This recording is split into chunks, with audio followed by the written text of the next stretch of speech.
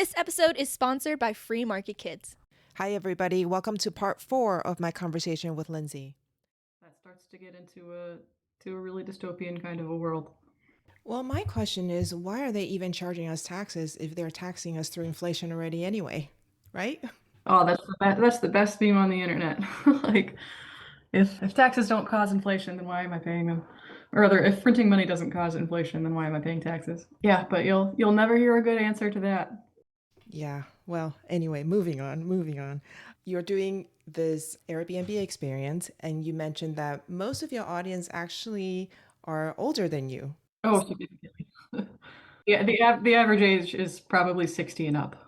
So much older than you, like grandparents' age. Yes, yes. Usually they're prodded into it by a daughter or a relative, younger relative. But usually that person is prodding them into it because that person doesn't know very much about it. They've just heard a little bit and be like, hey, maybe this is worth looking into. But yeah, it's a lot of people who have some, who have some financial stress or are, maybe they're, they thought they had a very comfortable retirement and they're seeing inflation go the way it is, and they're just concerned that maybe I need to be worried, like, what, I don't see a good way to handle this. I mean, if the stock market does well, I mean, that's great, but then my capital gains taxes go up, and my withdrawals are still, I'm still worried about taking out too much, and especially as volatility goes up and the stock market is just more volatile than we were used to for that, the second half of the 20th century. It's just, it's scarier, more uncertain times now, and that seems to be a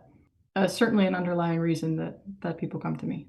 So I get a very common question from people in that age group about Bitcoin. If they are convinced that Bitcoin is real, they are still generally afraid to transfer their funds into Bitcoin because of the wild price fluctuation, and they don't have time to write it out as, a young person would. So what do you tell them? How would you address that question? Sure. So that's a question that I get every time, and I actually have a section in my experience about volatility. And what I tell everyone is don't invest an amount that you're going to be scared of losing. Don't invest an amount that is going to make you worry if the price drops, because just count on it that it will. Put in whatever you're comfortable with. Assess your risk tolerance and put in, if that's only $20 right now, put in $20. Like, and as you learn more, you will get more confident. You will understand better why this thing has such incredible long-term potential. And you don't need to have a lot to offset your risk.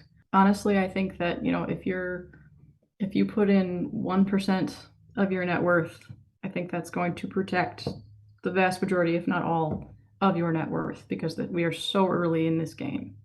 And more than that, I think you'll do very, very well. But if you're going to get, if you're not confident and you're going to get scared the first time the price drops 20% under you, like, then you've got too much. Like, you need to, don't be in a hurry. Like, take little baby steps at a time, and as you feel more confident, add more if you want to. But to start out, just do just a little bit. You don't need to jump in with both feet on the first day. That is such a great answer. I'm going to use that going forward. So, what's a common question that you get from the young people who bring in their parents, grandparents? Young people typically ask about, like, the security aspect of it, and, like, can it be hacked? Can it be stolen? Can your transactions can all be watched? That kind of stuff. And that's a little bit harder of a question to answer, just because, I mean, the Bitcoin blockchain is public. Every transaction that has ever happened is public. You can go on and look there. You don't know who these transactions were between. They're all pretty anonymous addresses. But it's a legitimate question because there are services and certainly, government agencies and institutions that look into these and can kind of link addresses to identities. And that has been a concern of Bitcoin for a long time. With the advent of the Lightning Network, which is a layer 2 protocol built on top, it batches transactions together, which makes your transaction fees dramatically lower. I mean, you can send a transaction on the Lightning Network for, a tenth of a penny. It's pretty incredible. Anyway, and it batches all of these transactions together, and so then they are all processed essentially in one transaction on the main chain. and that adds a lot of privacy to it.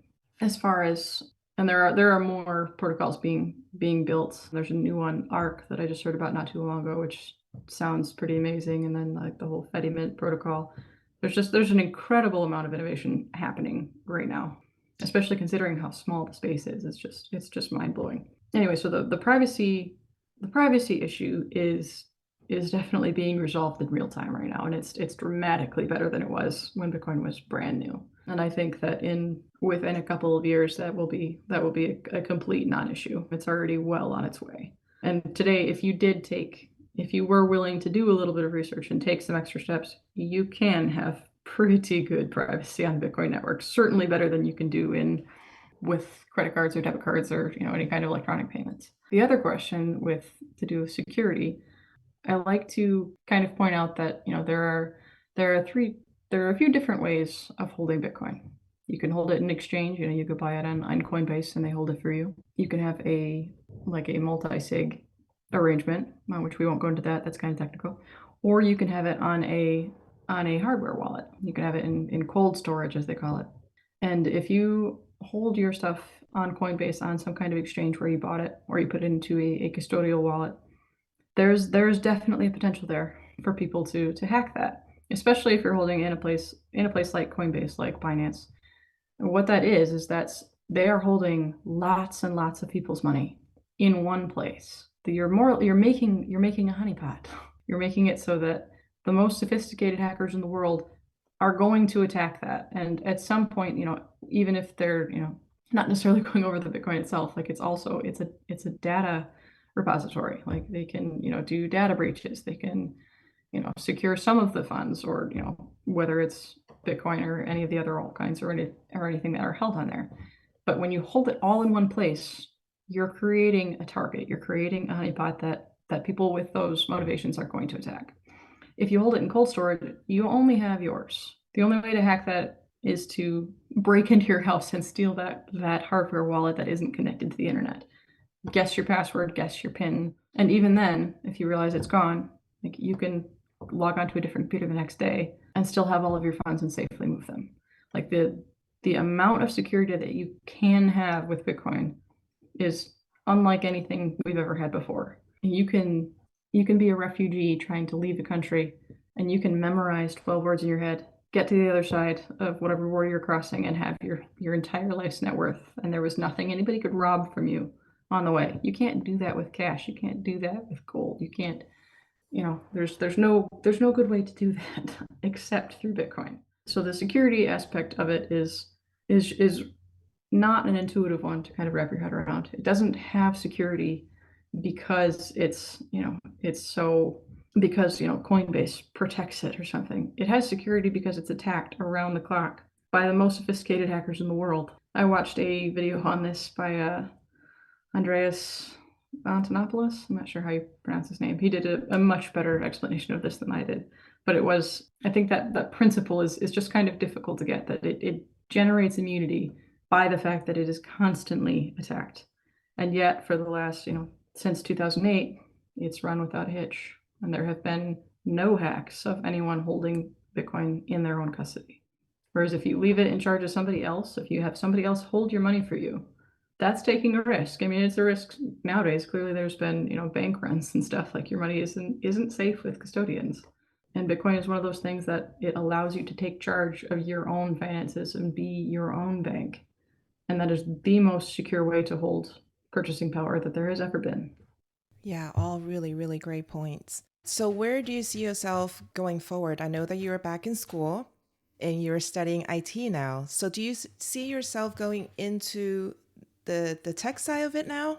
I'm not sure where I'm going to end up. I would like to be able to contribute to the projects that are being built. That would be amazing. But if not, if I end up, continuing to kind of in the same track that I am, where I'm kind of helping to onboard people and onboard beginners, like that's, I'm totally okay with that. But the more skills I have, the more marketable I am, and I'm, hoping to be able to break my way into the Bitcoin industry. Work for one of the companies that are, really contributing to the space. I mean, there's lots of them out there. There's Swan, there's Strike, there's Unchained. Lots of different options, and wherever I end up, I want to be able to be worth the money that they pay me and contribute to this movement, because it's just incredibly important. Yeah, for sure.